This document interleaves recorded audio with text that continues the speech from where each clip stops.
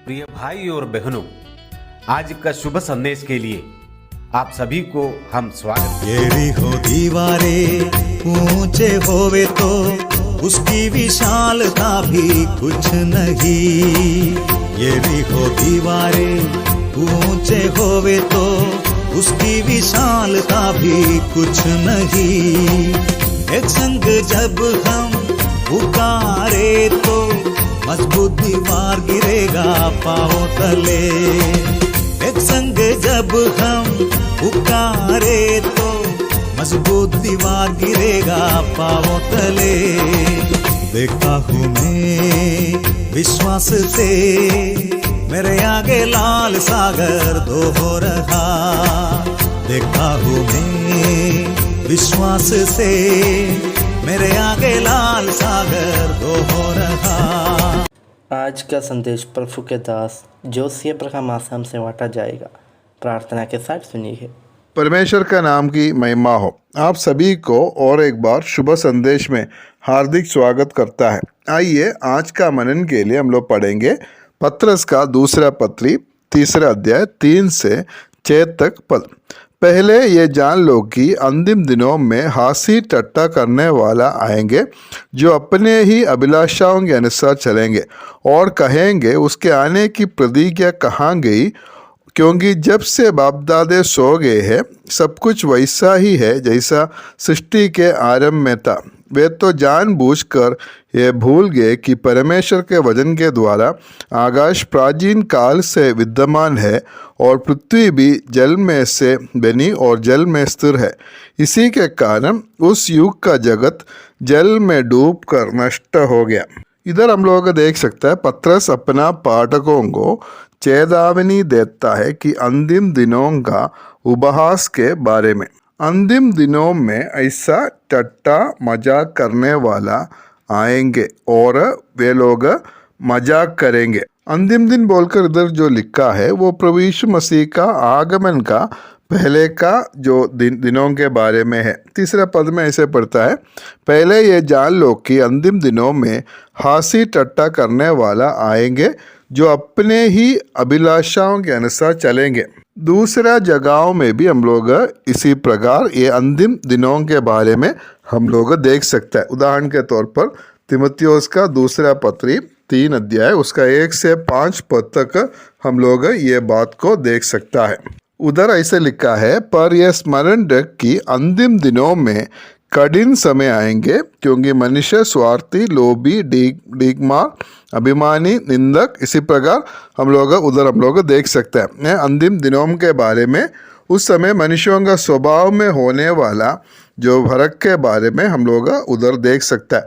और इसी प्रकार यूहन्ना का पहला पत्री 2 अध्याय 18 और 19 पद में भी ऐसा अंतिम दिन के बारे में हम लोग उधर भी देख सकता है। और ऐसे लिखा है, हे लड़कों, ये अंतिम समय है और जैसा तुमने सुना है कि मसीह का विरोधी आने वाला है।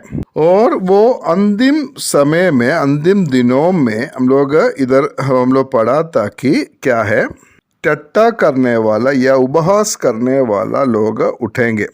और ये लोग कौन सा विषय को उसको टट्टा करेंगे। हम लोग 3 और 4 पद ऐसे पढ़ा है कि उधर ऐसा पढ़ा, अंतिम दिनों में हंसी टट्टा करने वाला आएंगे, जो अपने ही अभिलाषाओं के अनुसार चलेंगे और कहेंगे उसके आने की प्रतिज्ञा कहाँ गई। प्रभु यीशु मसीह का आगमन का जो विषय है, प्रभु यीशु मसीह का दूसरा आगमन का जो विषय है, जिसके बारे में प्रभु यीशु मसीह खुद जो वायदा किया था, उसके ऊपर वो बात को लेकर ये लोग मजाक करेंगे। वो लोग ऐसा कहेंगे उसके आने की प्रतिज्ञा कहाँ गई है, क्योंकि जब से हम लोग पढ़ते हैं, क्योंकि जब से बाप दादा सो गए हैं सब कुछ वैसे ही है जैसा सृष्टि के आरंभ से था। प्रभु यीशु मसीह आएगा बोलकर अभी तक नहीं आया, और जो ये दुनिया जो सब कुछ पहले जैसा है वैसा अभी भी है, उसमें कोई फर्क नहीं है। और इसलिए उसका आगमन का प्रतिज्ञा वो कहाँ गई है। मतलब ऐसा जो प्रभु यीशु मसीह का आगमन होने वाला नहीं है बोलकर उसके ऊपर ये लोग मजाक करता है। और ऐसा ही सोच के कारण हम लोग देख सकता है इधर 3 पद में हम लोग पढ़ा है, रट्टा करने वाले आएंगे जो अपने ही अभिलाषाओं के अनुसार चलेंगे।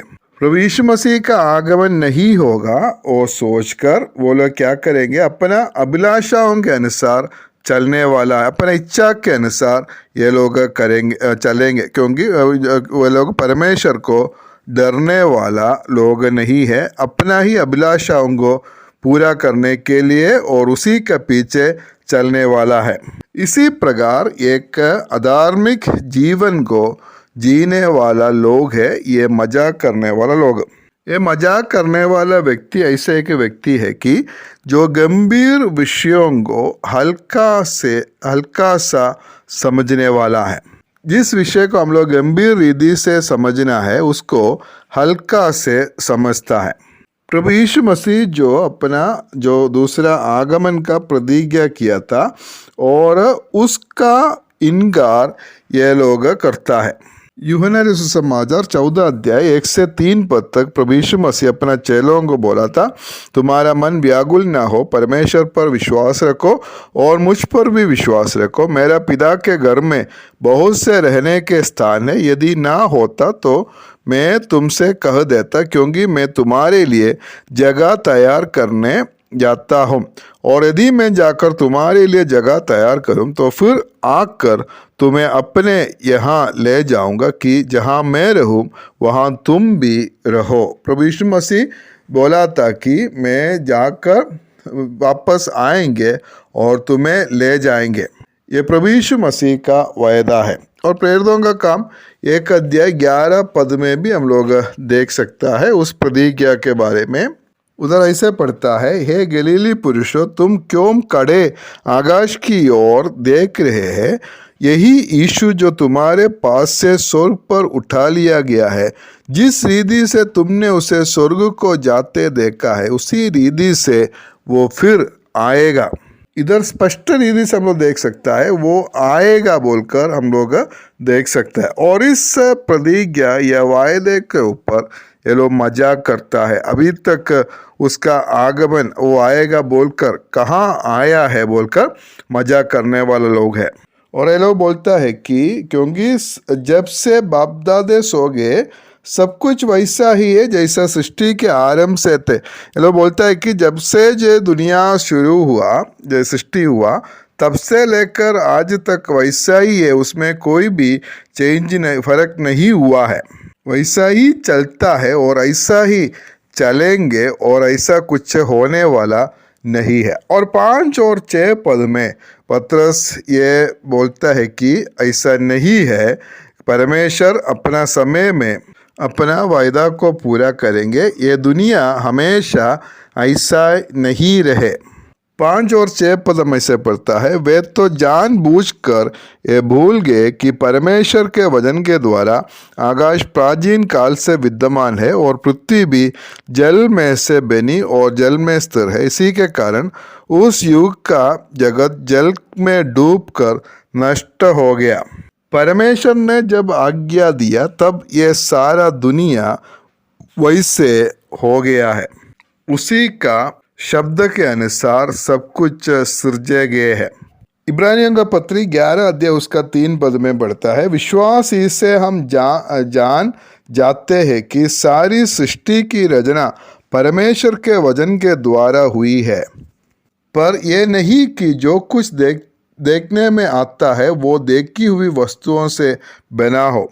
परमेश्वर अपना वचन से ये सारा विश्व ब्रह्मांड को बनाया है।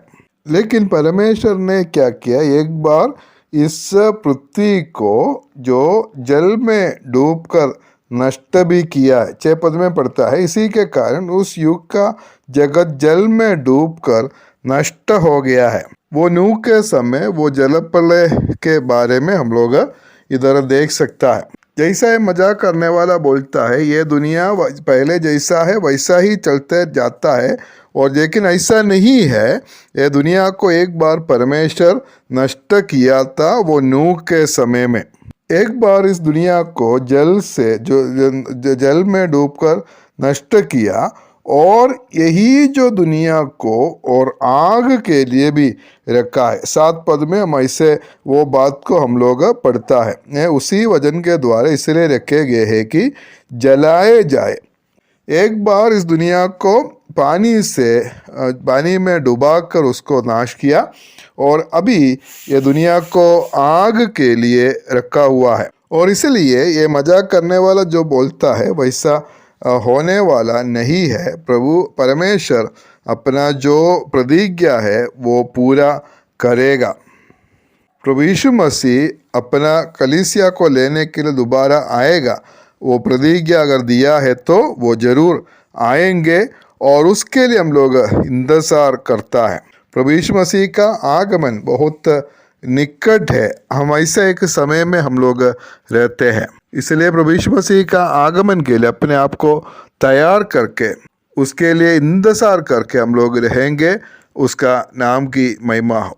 परमेश्वर आप सभी को आशीष करें।